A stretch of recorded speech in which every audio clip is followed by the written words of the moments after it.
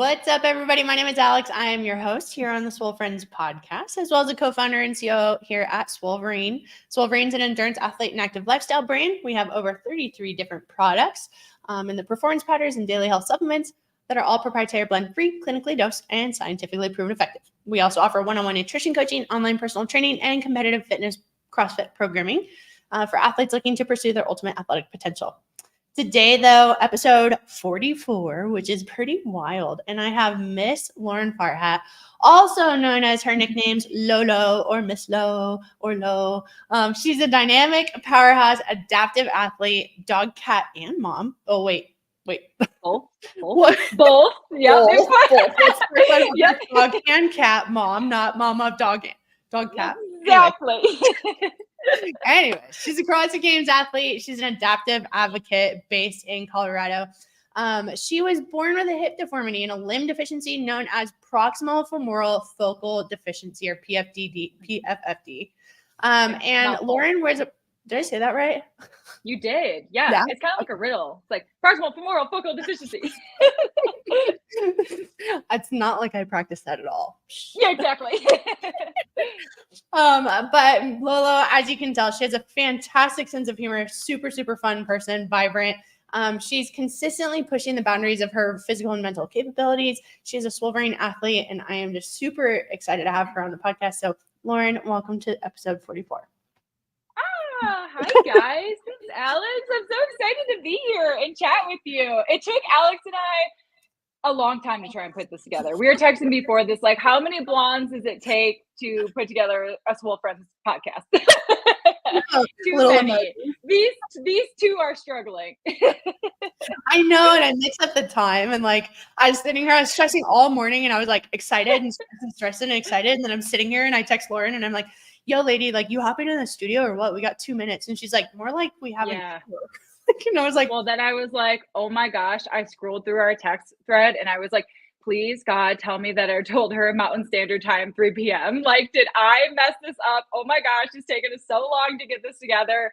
Everything was good though. We figured it out, you guys. And here we are in the flesh, or virtually in the flesh. Yeah. Right. We're doing it. We touch the camera. Yes. High five. Well, what's up, Ernie? Thanks for joining us here in the comments. Lauren, man, I don't even know where to start. It's like, I don't know. I mean, tell me about life. We're headed into, it's middle of July when we're recording this. We're headed into the games, like the games, right? This will be your third appearance. Second. Yeah, it's weird though. It feels like it should be my third or fourth or something like that. Time flies, and also I feel like I've been in this sport for much longer than I have. It hasn't even been 2 years yet. It'll be 2 years this October is the first time I had like really stepped foot into a CrossFit gym. Met the owner of the affiliate that I train at and was like, hey, I'm this adaptive athlete. My name's Lolo. I'm Lolo. Yeah, I'm 29 years old. My name is Lolo. Take me seriously. And I was just like, I have this dream of like going to the CrossFit Games. I don't know where to start, but my start is going to be stepping through the door here at CrossFit Arvada. Can you help me? Or can you just like help steer me in the right direction? And it was really history from there. And now here we are going back to our, second CrossFit game. So last year, was interesting. So CrossFit had the adaptive divisions actually competing with the elite individuals in teams, as well as masters and teens during the CrossFit Games in Madison. So I was both competed in Madison, which was such an awesome experience. And then also competed at Wheel WOD, which was a little bit later in the year, in November. And so this year is kind of different in the sense that now they kind of collapsed both the CrossFit Games and Wheel WOD. So now it is the adaptive CrossFit Games. It's going to be in September. So we are slowly, not really slowly, very quickly making our way there. I know. I'm like, I was flying. Time is flying. It's basically almost the 2-month mark. September 19th is when it's the first day of the game. So yeah, like, I mean, you think about that, 2 months goes by so quickly these days. Yeah, absolutely. I mean, and it's kind of, this is perfect timing to kick off with you, because we're going to do kind of this like with, Alex and Abby, and just kind of, and Grace, and talk about kind of the games and the ramp for it. And I think like, it's a unique journey. How does your current preparation for the games changed from the first time you went to the games, like with training? Yeah, that's a great question. A lot, actually. So when I again stepped into the CrossFit gym for the first time, I'm gonna get my years mixed up. So 2023. No, yeah, I see two blondes. I don't know. Yeah, almost 2 years ago. Whatever that time frame is. What world am I in? What world am I in? But basically, like, my goal at that point in time was like just to actually be in a gym where I had access to like appropriate equipment, right? Like, so I could do rope climbs and GHDs and have access to a rig and just like start learning how to do muscle ups. And what I didn't know how to do anything. Like, I did not know how to handstand walk. I didn't know how to do muscle ups, handstand push ups, none of that. So when I was training to like get through the open for the first time and then on to semifinals, it was really just about me like really learning things for the first time and practicing the hell out of them. I was working a bit with, again, our head coach and owner of the affiliate gym that I train at, just like using her as kind of like a sounding board. Like, I'm thinking about trying to snatch this way. Do you have any ideas? And this was her first time with everything too, so it was a lot of just trial and error for us the first time around. I was also I was getting my programming from HWPO, so I was using their HWPO Pro program, which I absolutely loved, and definitely I credit to taking me as far as it did in a very short time span. So basically, I trained that way all through the games. I had the pleasure of traveling out to HWPO headquarters and training with all of them for a weekend, which was such an incredible experience. I learned a lot of things while I was there. And then come Wheel Wad, I just like kind of took everything that I learned when I was at the games in Madison. That was my first ever time competing, like ever. Really being out, yeah, like on a big competition floor. We're gonna go right in the deep end. Yeah, like that's how I do things, I swear, in life. It's like, let's just do this like the biggest way possible. So it was, it was my first time. I learned a lot. I made a lot of mistakes during that competition. And so I took that with me when I went to Wheel Wad, and I think it really set me up for success. After I got done with Wheel Wad last year again, which was like, December 1st, we're getting close to the end of the year. I just said to myself, like, I'm at a place where I feel like I really need programming that is specific to me as an adaptive athlete for long enough. I was able to adjust the HWPO programming in a way where I'm like, okay, maybe I won't row 2,000 meters, but I'll cut it in half to 1,000 meters, or I won't use a 50-pound dumbbell for snatch. I'll do 35 pounds. So I was able kind of like make those edits on my own for a while, but then I felt like I just didn't have enough knowledge on how to do that. And I wanted to work with someone more specifically on training for me and the weaknesses that I identified and wanted to get in shape for the season. So I did two things that are different this year. I started working one-on-one with a coach who is actually out of Calgary, Optimum Performance Training. I know. Cool. His name is Scott Gillis. He's incredible. He's super talented, very knowledgeable, has programmed for a lot of competitive athletes. And that was the thing too. I wanted to work with a coach who just like had that experience and kind of knew what I needed to do to get in appropriate shape for the season. Mm-hmm. So we've been working together. We started working together pretty much, I would say, like at the start of 2024, close to it. And then I had also reached out to you guys about getting some more help with my nutrition, which was something that I wanted to get in check. Like I always eat healthy and I'm always like very proactive about getting protein in, but I'm 6 feet tall. I am long and lanky. And like, I just like, feel like that is such a blessing. But I guess as an athlete, especially in a sport where like you need that strength and just, I don't know, a little bit extra.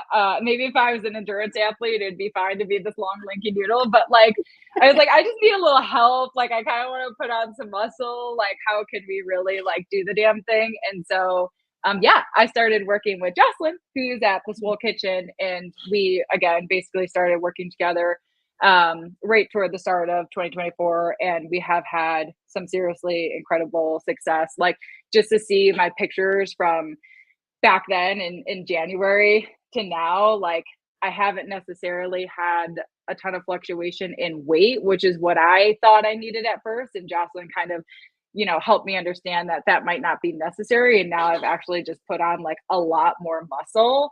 So it's really cool to see that those results. And I've been having just a ton of success in the gym working with Scott on programming. Like for a while, I just felt like I was kind of plateauing, or I couldn't figure out how to get myself to be able to do the volume of gymnastics that I needed to, or like increase my, you know, jerk weights, deadlift weights, etc. And it just seems like, gosh, almost every single week, it's one of those things where like, I'm PRing all the time again. This is so fun. Oh my gosh. I'm like, not all hope is lost. I think that's just like the wave we ride as an athlete is like, oh man, if you're going through a plateau, you're like, is this it? Is this it? Is this where it stopped? Is this it for me? Oh shit. So I'm happy to report that it was not. And those have been two very successful changes that I've made for this season. That's super solid. And yeah, eating more, right? And oh my gosh, eating like I new think job. I remember listening. Yeah, it is a full-time job. I remember listening to a podcast one time with Matt Frazier on it, and he said something along the lines of like, I crave the days when I can just like feel hungry. And I remember listening to that being like, why would you ever want that? Like, I want to be able to eat as much as I want to, whatever. And now I'm kind of at that place where I'm eating a lot more than I would like to. And I'll just look at my partner at the end of the night. I've got like a coffee mug filled with like a couple scoops of peanut butter, some honey, a bunch of fruit. I'm like, here we go again. Like, right? You're like, can I blend this chicken? Is this you start to feel like it's not that crazy to be like, can I put this rice in milk and just chug it? Like, because sometimes you just had that thought before. Yeah. But the thing with Jocelyn, and she's like, yes, Lauren, but I also want you to do what you can to try and eat whole foods so that your body is digesting them. Because I was doing that a lot. I was like, you know what?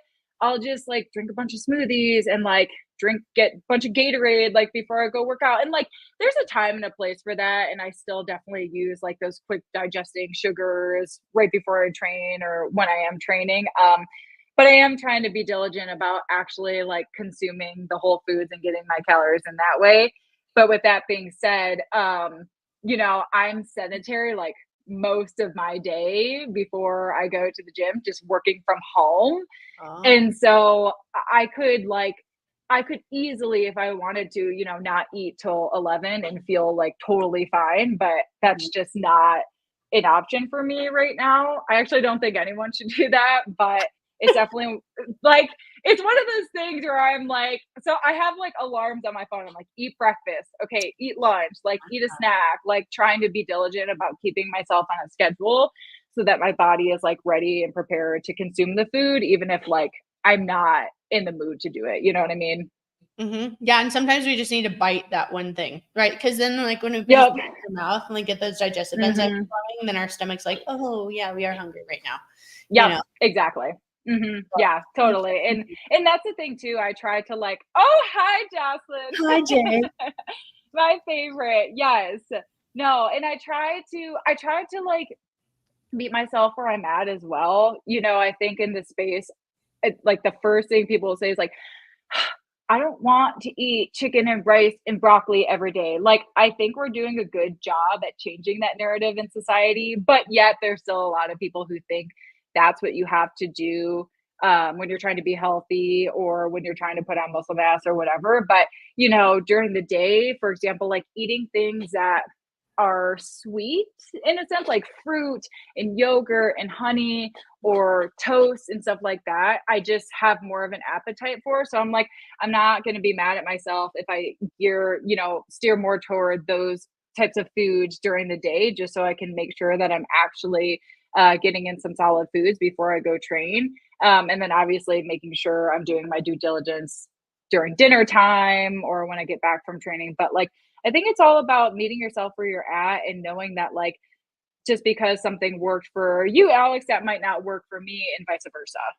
Absolutely. I think you nailed it. And I think that, anyone listening, part of the fun part, or part of, I guess the fun part of Swole Friends is like you get to see kind of the other side of social media. You get to like talk to someone. Like hopefully, and if anyone's listening and like, or I guess watching and wants to chime in on the chat, please join us and ask Lauren any questions. But listening, it sounds like, okay, well, I only did CrossFit for 2 years. This is my second year of the games. Oh, well, I ate all this food and I can eat as much as I want. It hasn't always been that simple, and it doesn't come to you that like, yes, you guys, Lauren is like one of those people who like when she puts her head to something, she's going to go get it. And there's not really going to be anything that gets in her way. But you haven't always had a history with food that has been the relationship that you have with now, correct? Yep. Yeah. So it's taken me a long time to develop the relationship that I have with food, today. Honestly, I credit my journey with CrossFit really, really helping me finally gain that freedom with food that I've always wanted. Um, I struggled with an eating disorder for about 3 years of my life, and it was probably the worst thing I've ever experienced. And like, I don't even mean that to be dramatic. It's a very traumatizing experience. It's something that like you're inflicting on yourself and you can't help but not inflict it on yourself. I experienced anorexia at a very young age. So I was, uh, maybe halfway through sixth grade. I still to this day really don't know what triggered it. Maybe just starting to recognize the world around me. I think, when I was in sixth grade, that's about the time when a bunch of like weird diet trends and like the world wasn't exactly up to speed and how to actually like eat for health and lose weight and all those things. So, and also like the like the internet was starting to become much more prevalent in my life, like as a young person. So, it just you start to see things, you start to hear things, and I'm sure that played a large role in it. But it really was kind of like 0 to 100 really quick, because that is my mindset. Like when I do something, I'm gonna like do it big. And unfortunately, having an eating disorder, that's not something you want to do it big as. But I struggled for a couple of years all through basically the latter half of middle school. I was in the hospital for my eating disorder 3 separate times, all about a week, 2 weeks on end. And then I was in multiple outpatient programs during that time frame, and it was horrible. I isolated myself from my friends. You like your body is totally depleted. You're not eating, you're not drinking water. Like some people who struggle with an eating disorder will chug a bunch of water when they're going to get weighed, but like I wouldn't even let myself drink water. I thought that was bad.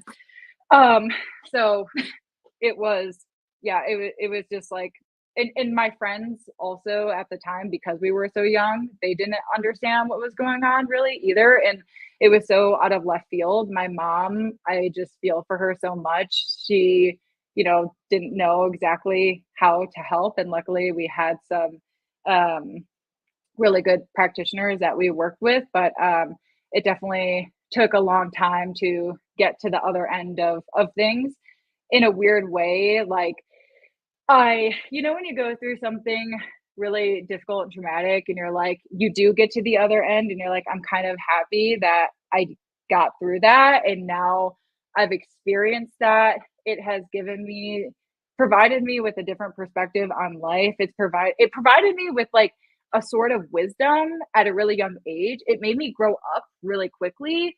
And now I've been able to be there for other people who are experiencing issues with body dysmorphia or eating disorders, and have been able to, give them advice when I can. So like, I like being able to do that. But yeah, it's definitely something that's very difficult to go through. And I'm just so grateful to be where I'm at now with CrossFit and like eating and not thinking anything of it, because that's the thing when you have an eating disorder, you just constantly think about food. I never thought I would see the day where I'm not thinking about food. Like I would wake up thinking about food, I'd fall asleep thinking about food. I'm like, I don't think I'm ever not going to, because it's been my life for so long. And so when I got over it, I was like a freshman in high school. That was kind of when I teetered away from, or was able to kind of get through that phase of anorexia. But then once I got to college and I started working out a lot more, and again, doing a lot of research on like, what's the latest trend in eating and nutrition and bodybuilding and this and that, I started to get obsessed again.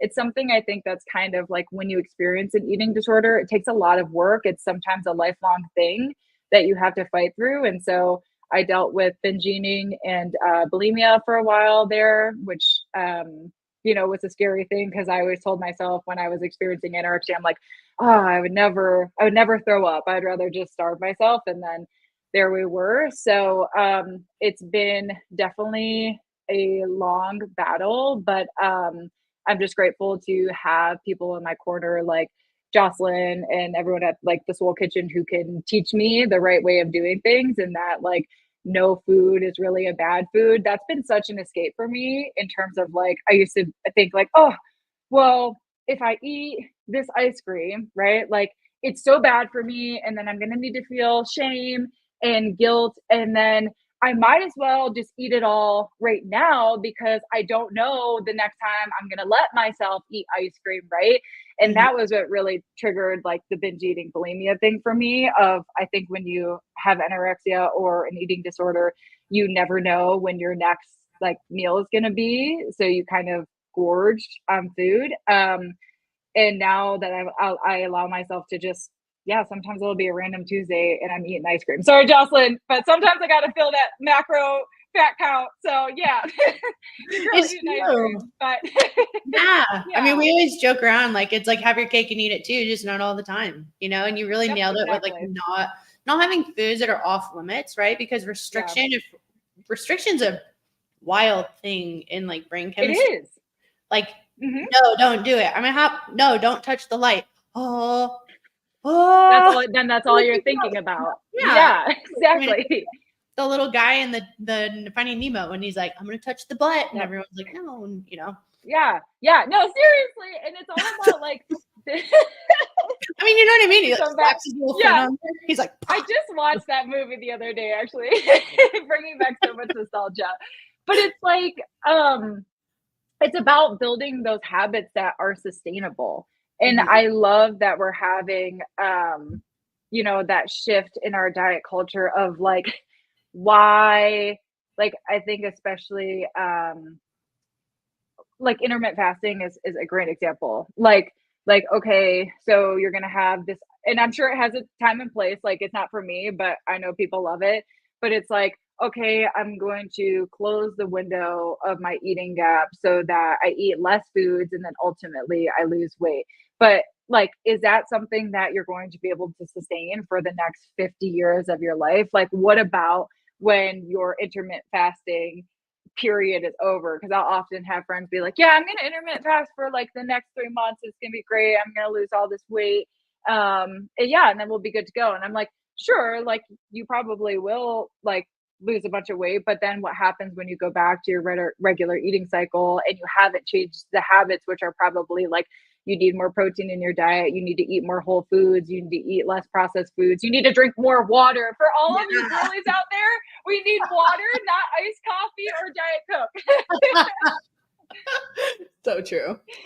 Oh, Because I don't even have water on my table. I have 3 other drinks. I know. I just drank a coffee before I came out with you. Yeah, that's why I was all anxious this morning. I was like excited, and then I drank like 3 cups of coffee and like no water, and I had nothing. Like I think I had a muffin, and I'm like, I know so much better than this. But that's the part of it, is that you can trip up like that. Like I can have a weird morning like that and then be like, I don't feel good. Let's not do this. Like next decision or tomorrow, or you know what I mean? It's like the whole world didn't fall apart. You just got excited and so.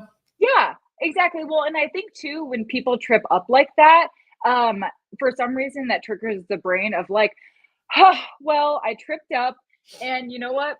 Screw it. Like we might as well just go back to regular, like it's not going to work anymore. Like, let's get off these good habits. Like I messed up one day, so now all is lost in the world.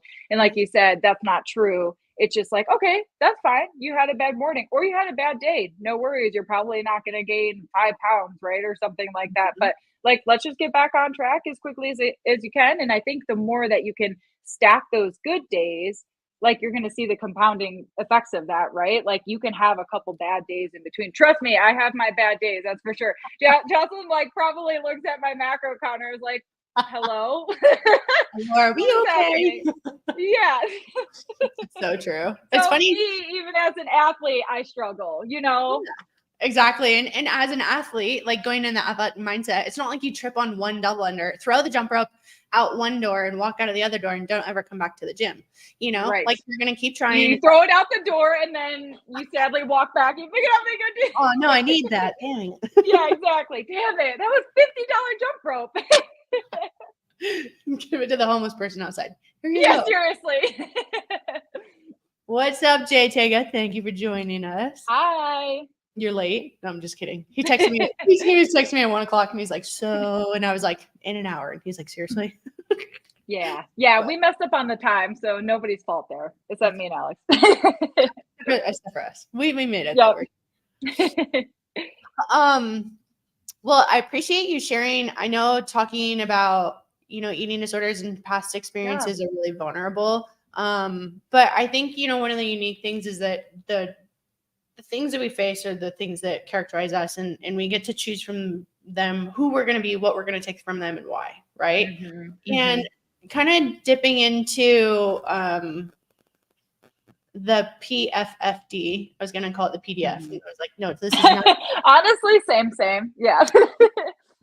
I did not open up the file. We're talking about a leg. But stupid. So PFFD, so the Proximal Femoral Focal Deficiency, right? And this is something you were born with, didn't develop, or developed. Like, talk to me, teach us about it. Yep, that's correct. So, PFFD is a limb deficiency. So, some amputees got their disability later in life, right? Maybe they were in an accident or they had an illness that affected their leg, but I was just born this way. And basically, like in the simplest of terms, that means that, so my right leg was affected. And so when I was born, my right leg came out significantly shorter than my left. And so basically there's no rhyme or reason why that happened. It just does. It's just one of those things that happens. Mine was on the rarer side of the condition, I would say. So sometimes people are born with PFFD and they can actually solve the issue by using a shoe lift of some sorts or something like that.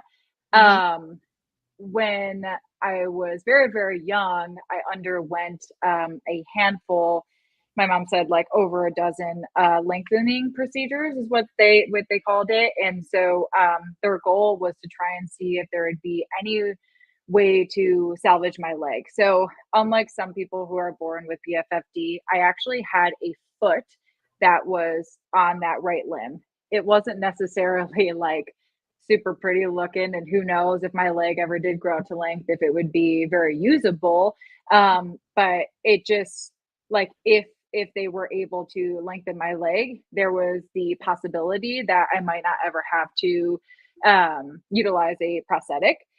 Unfortunately, all of those procedures failed, and so then eventually my doctors just said it really doesn't make any sense for you to have this foot anymore. Like basically the length of my residual limb on my right side, it goes down about knee length on my left side, so significantly shorter. So think about if I had a foot like that, just it wouldn't make sense.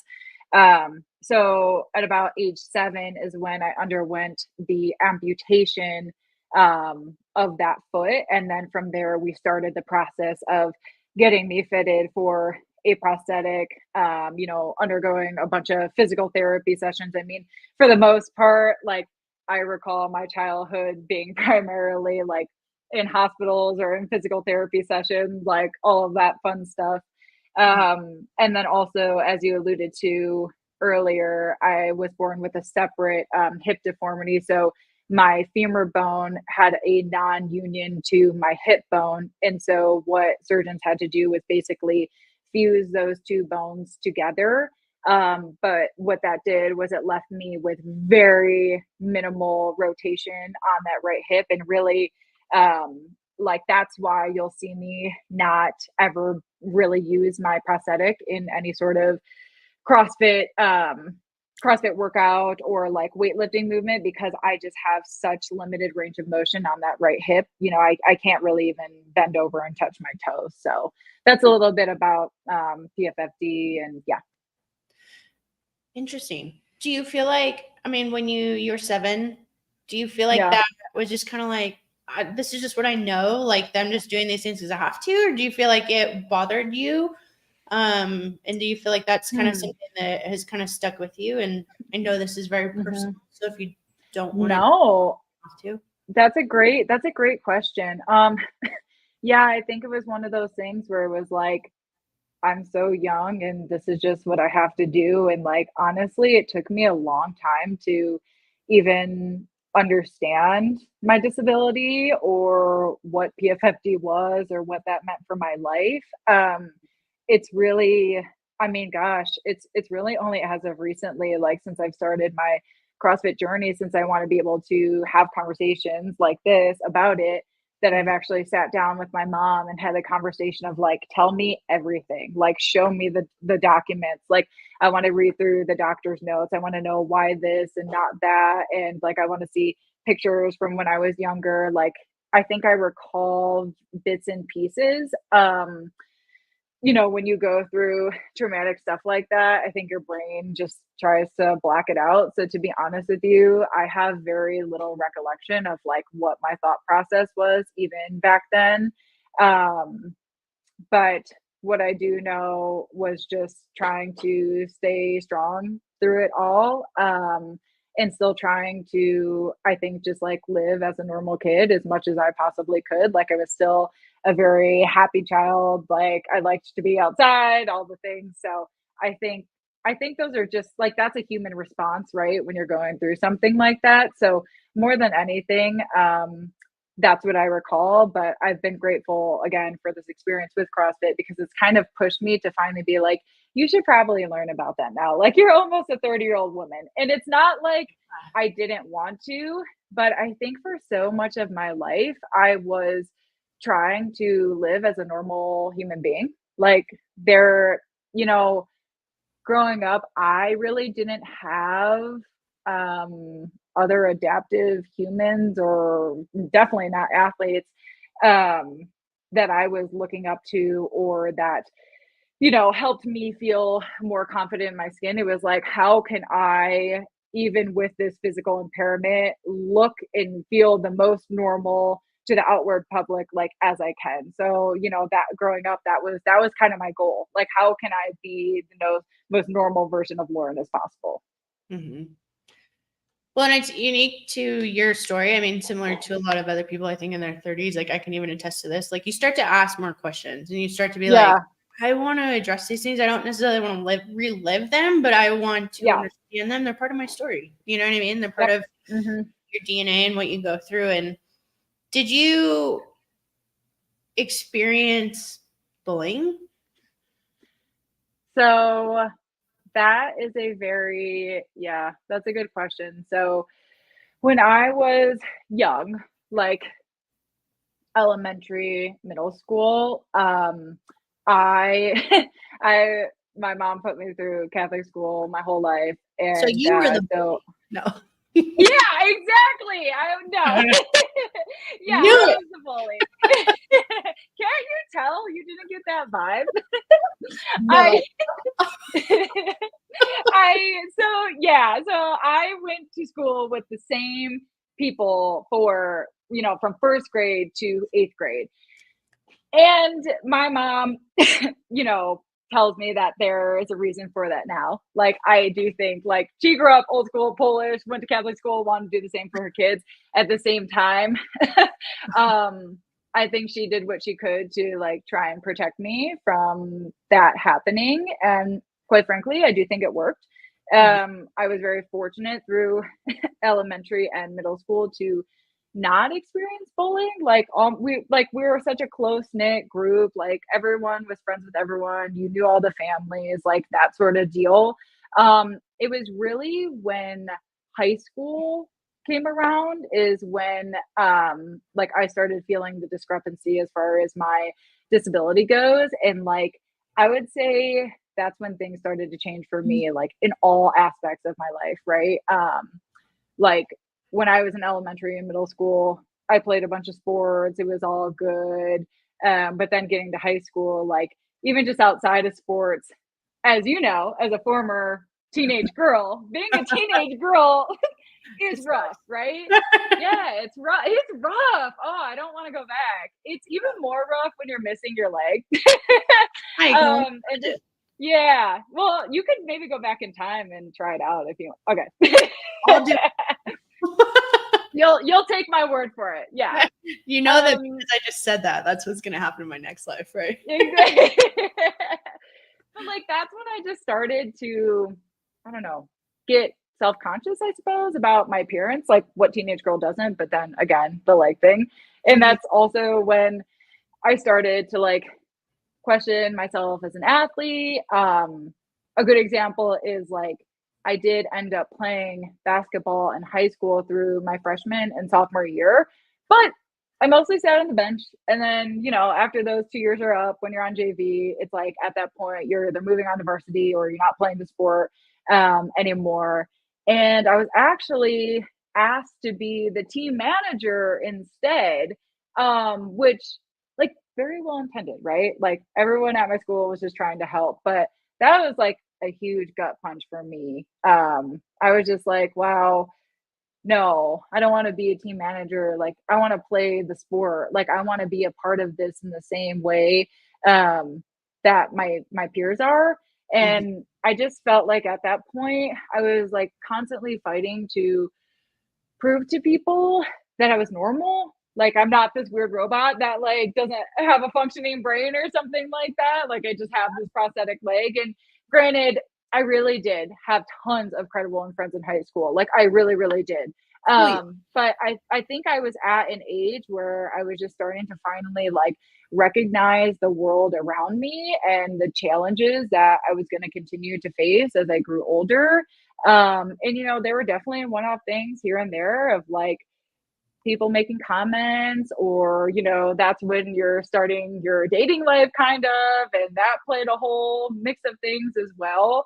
I just became more aware of things that people would maybe say about me or ask questions about in a way that I didn't before. So again, I feel fortunate that I didn't go through a terrible phase of bullying, but I feel like I experienced bullying in the sense of like constantly being looked at in a weird way, or constantly like the first thing people ask me about is my leg, or you obviously can't do this because of your leg, or like, you know, just the different ways that I look in clothes as comparison to my peers and just stuff like that. So I think through that time period of my life, it definitely took a little bit of a toll, or maybe it was more of just an eye opener of like, shoot, this is how this is kind of going to be as I start to get older, and I'm going to start to have to learn how to face these things head on. Yeah. And I think that it's exposing to people in the sense that, like, in normal conversation, it kind of takes a little while to see people's true colors, you know, For sure. Kind of like through what you're saying, I would imagine you can see through people pretty quickly. You know what I mean? Like, I would like to think so. Yeah. Because, well, I mean, just even based on like what they say or how they treat you, right? Yeah. And you're like, oh you're my gosh. bye. Like, it's not like 3 months later, you're like, oh, you're a shitbag. Yeah. No. It's so, like, I guess in a way, like, grateful to be able to have that. You know, how to like weed out those people sooner rather than later. But I mean, I just think as an adaptive human, someone who's living with a disability, you just have to learn how to navigate those things in life. You have to navigate learn how to navigate being marginalized. Like, you know, there's things even like in the workforce that I feel like I've had to overcome. I mean, we feel that way as women, but then it's especially even more so, right, when you're living with a disability, and just a lot of things that I've had to learn along the way, kind of shitty experiences that I've had to go through, but again, feel I came out stronger on the other side. And now I'm able to, I don't know, move through life in a way where some of those comments or people staring or whatever people have to say about me don't affect me as much as they once did. When I was in high school, like, I was so intimidated or embarrassed about like the thought of taking off my leg in front of my friends, or anything like that. Like, if we were to go swimming or something, I usually wouldn't even get into the pool. Or if we were at a beach or something like that, I would just kind of like sit in the sand and I wouldn't go into the water, because I was so embarrassed about showing my residual limb. And nowadays, I'm in the gym and I just whip that thing off. Like, half the time, I don't even know where I set my leg. I'm like, so, you know, that's why I chose the photo that I chose, because it's like, I know you did. Liberating. Like, I remember watching, you guys have to watch it. There's a really cool, like, little baby docuseries that Lauren did, or a documentary with that CrossFit posted, right? And you just see her like fling it across the gym. She's like walking around like, anyone seen my leg? And everyone's in class like, literally, no. It's just anywhere. It's in people's way. People are tripping over it. Like, damn it, Lauren! Like, put your leg somewhere else.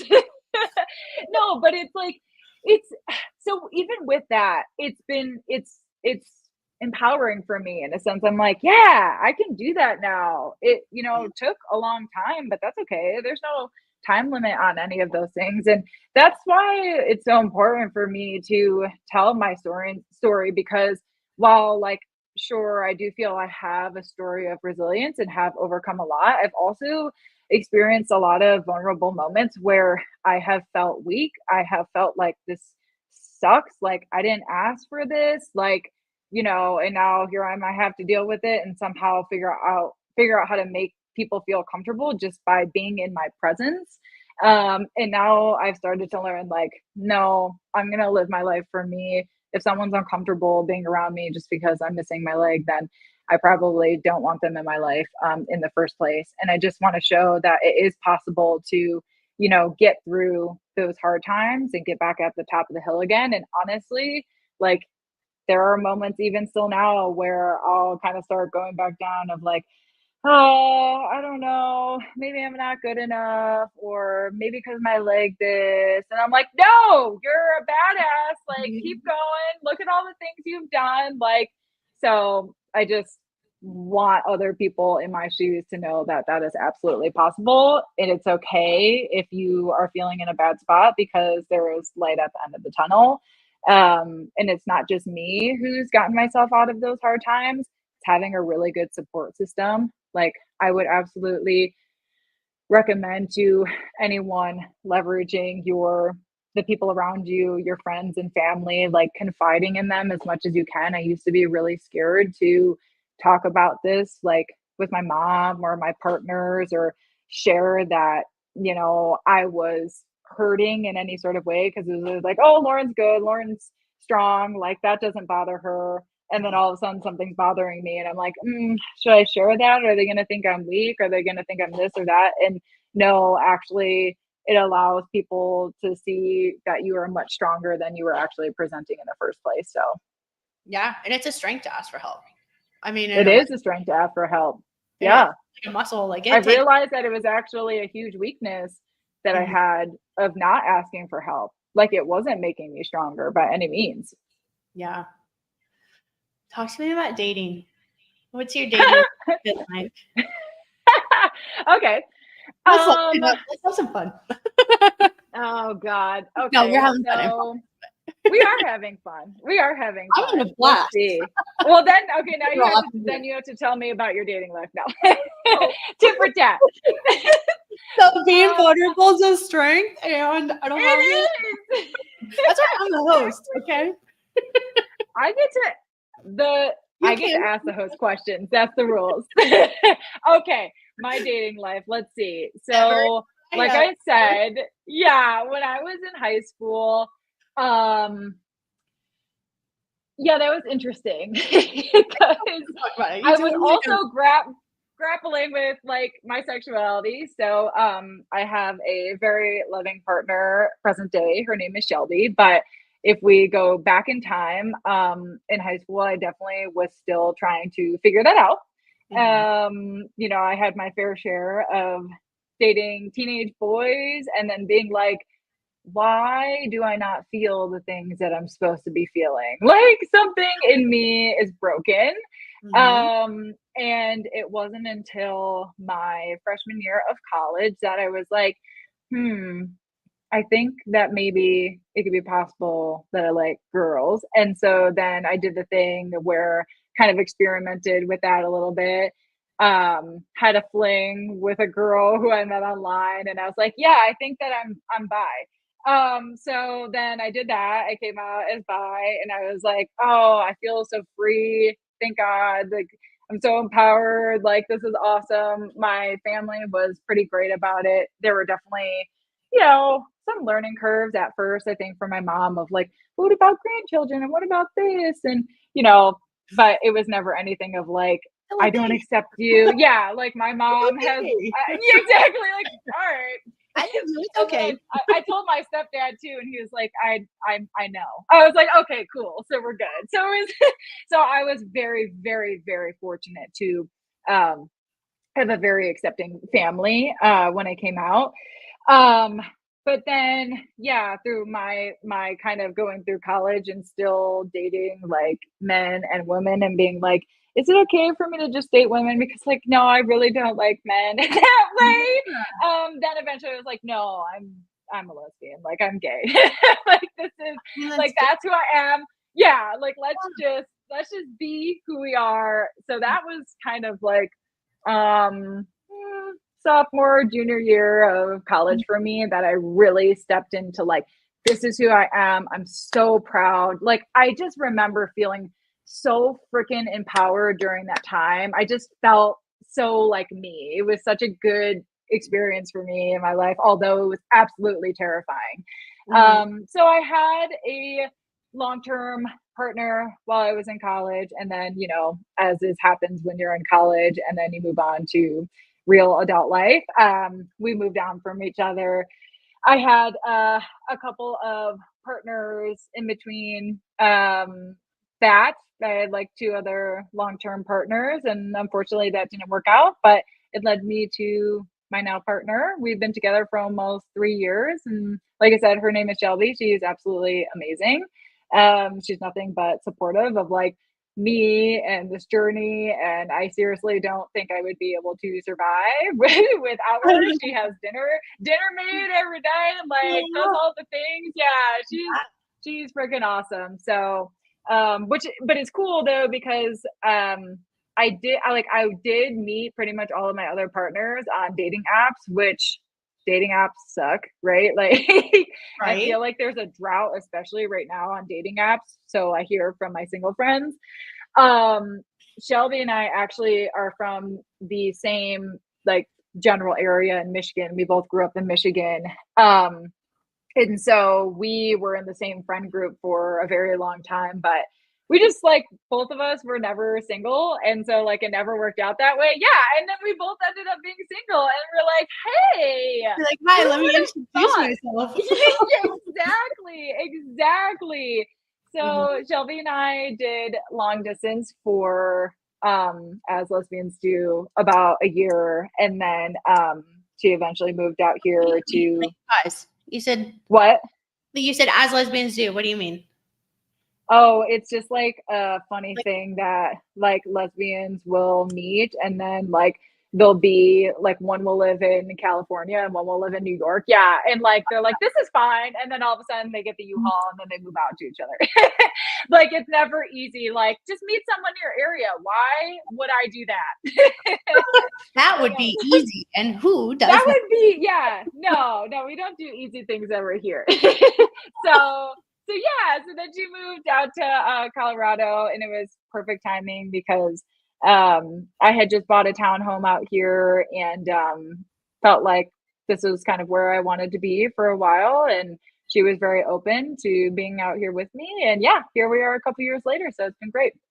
I love it. And it's really unique No. where like you encompass a lot of different values and ways to connect with people, you know? And I think Mhm. that's one of the things that I really strongly don't like using the word influential, but Yeah. where people can truly connect with who you are on many different levels and many different paths of life.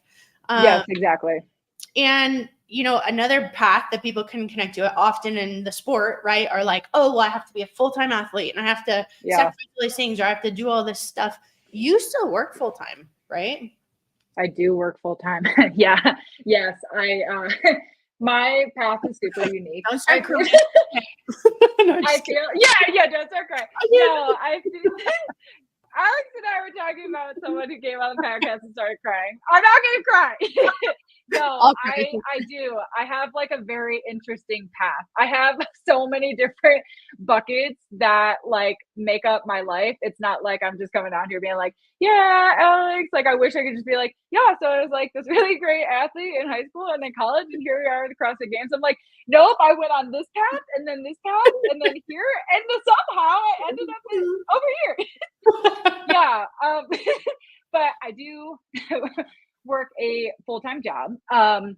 My career has been rooted in nonprofit fundraising. I also worked in higher education for a bit, and my college degree was not in this subject matter whatsoever.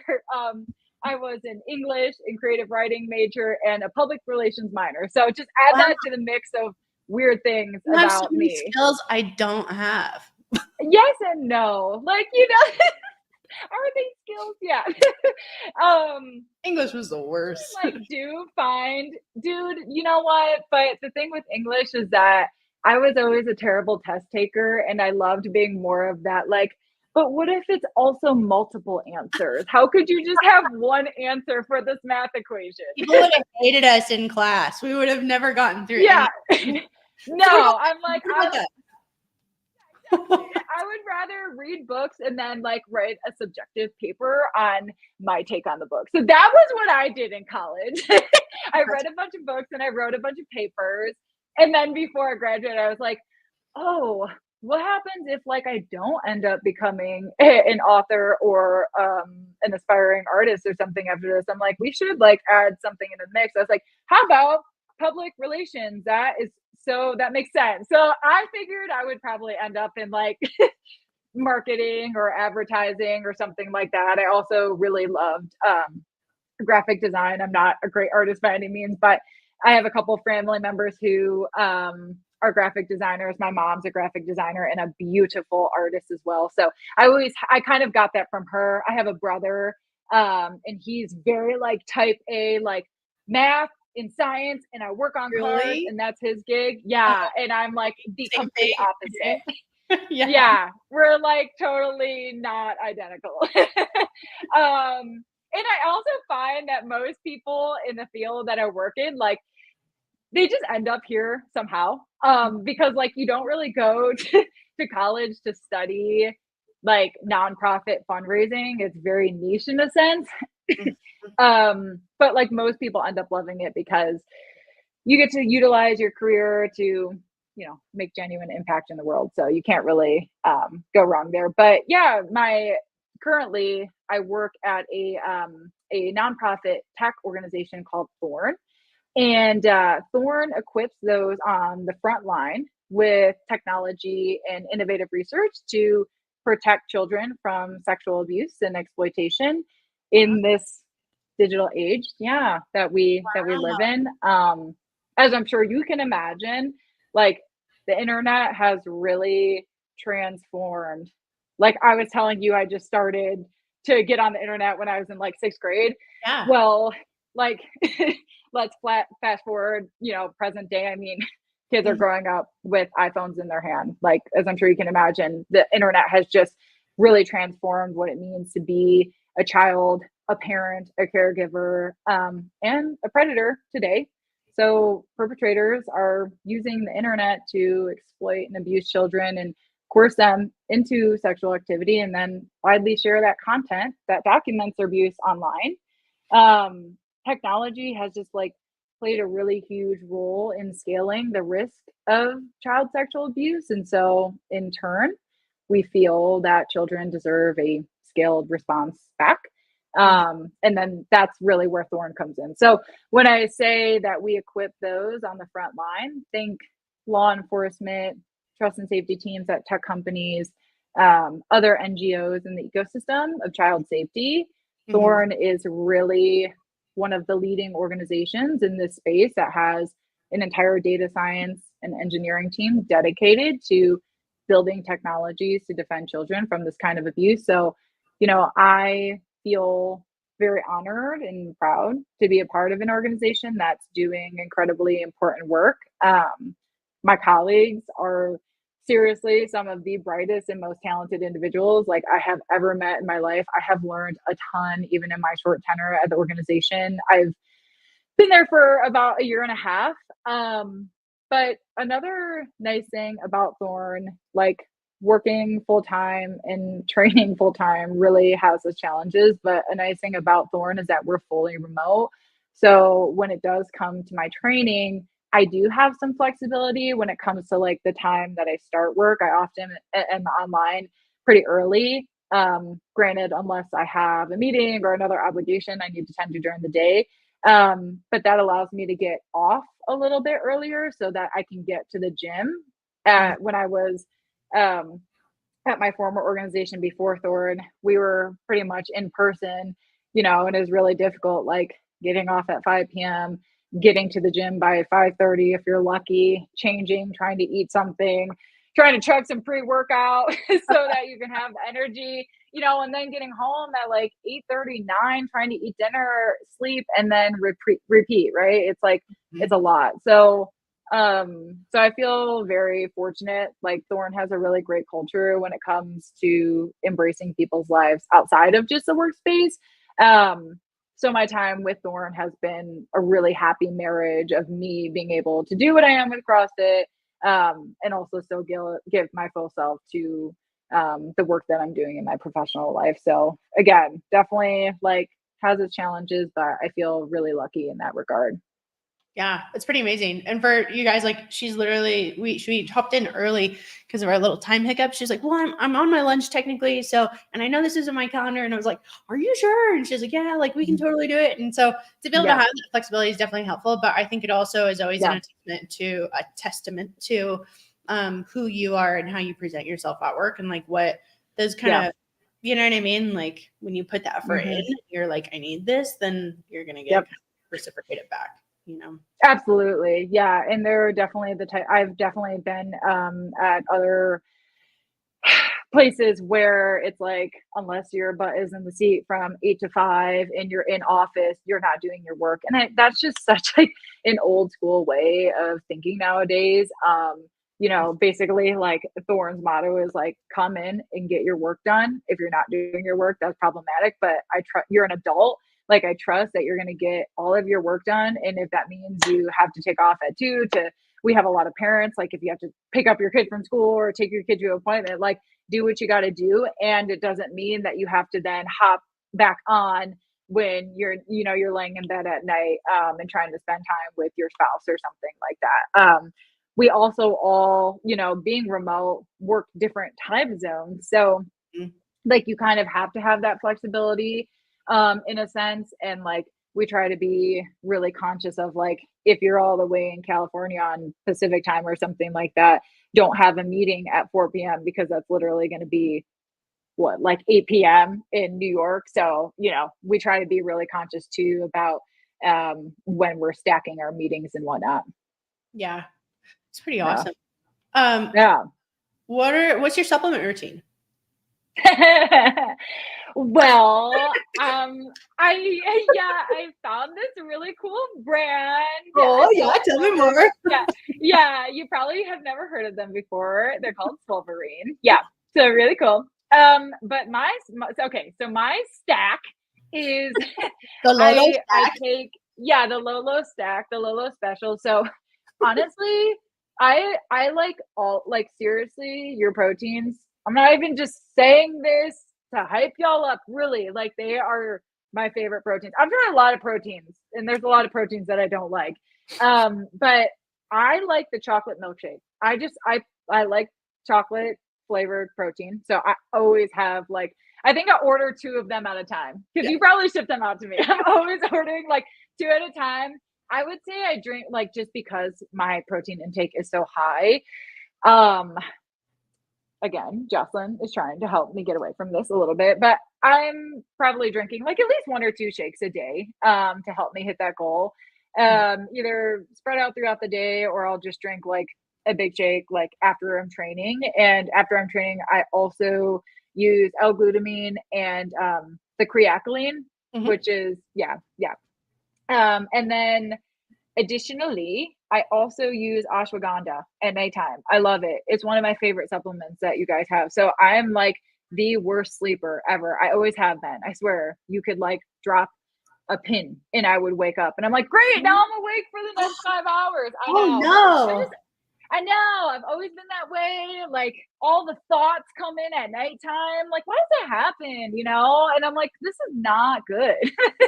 So for a while, I was doing the thing where I was taking some sleeping pills. I'm I really don't like this. I don't like the way they make me feel. I hate being groggy the next day. So ashwagandha, you probably know more about it than I do, but basically the point of it, it's a supplement to help with anxiety, helps you sleep better, just helps kind of calm your nervous system down. And I had a friend who really struggles a lot with mental health stuff, and especially anxiety. She told me she was taking it for a while and swore by it, but you never know. There's a lot of supplements out there in the world, right? And I was you know what, screw it, let's just try it. I absolutely love it. It's in a little gummy form. It tastes so good. I wish that I could eat multiple a night. I have to resist eating a couple of them. I want to eat them as a fruit snack pack. I'm I'm it's my special treat before bed. One little cherry gummy for me. One for the cat. Yes, exactly. My partner also loves them. Literally, she'll be give me the ashwagandha. I'm okay, all right, I'm coming at you. And then I also do take krill oil because I like to just have a little bit of a fish oil supplement. And actually, I had some apple cider vinegar gummies for a while there, and I really did like those. My mom came to town to visit for a week a few months back. Dude, she loves those things. She texted me. She was they have been helping me so much. I'm going to post on my story the text message after we get off. She texted me I love these things. Do you get discounts for Swolverine? Can you get me more? I was I got you. So Mama Farhat loves the apple cider vinegar gummies. Yeah. I'm mom. Yep. I think my mom's Yes. Hi, moms. Yeah, they're good and they're interesting because like I don't know, Ashwagandha, I dropped the link to the article for anyone who like wants to read it a little bit more, but whether it's sleep or it's called an anxiolytic, so it's like helping with that stress response. And we put the extract in the gummy, so it's not just like it's a really potent dose. You know us, we use proper doses, clinical doses. And probably like maybe the next step in your journey might be doing the ZMT when it's back in stock. Have you tried that yet? Yes, I did. I tried it once and then we got through it. I actually really like the ZMT, but then I just got on my routine of ashwagandha. So that's a good point. The ZMT is great for anyone listening. It'll come in like a week. So nobody. All right. Come on. I know. I remember once when I like tried to order some protein and I think you guys were out of stock for chocolate milkshake and I don't know or who texted me, but like, we're out of stock for the chocolate milkshake. I was like, no. I take the vanilla and put some cocoa powder in it. And you're like, so it was you. Yeah. Which I still have to try, by the way, because I imagine it probably tastes the same. Oh, yeah. It's totally like, it's almost the exact same. Yeah, and if you do the chocolate milkshake in like actual milk or something, Jocelyn knows that I love to drink milk. I'm trying to stray away from consuming too much dairy these days. It helps you hit your macro count. That's all I'm saying. Whole milk, it do. But you mix the chocolate milkshake, protein powder, and some whole milk, it really be tasting like chocolate milk. That's true. Oh my gosh, there are a lot of people like I think Gracie. I don't know. Someone posted the other day, like they made cereal with like their milk and cereal and the powder and or like ice cream. I've done that before. I know I want a Ninja Creamy. I'm like jealous of everyone who has one. Yeah. I'm really late on the game. Like it took me like 6 years to get air fryer, and then I was like, I could have been making for 6 years like a normal easy person. Anyways, that's a whole nother. Yeah, the air fryer is a game changer. We also bought a grill recently. So now we're grill girlies and like grill grill. What'd you say?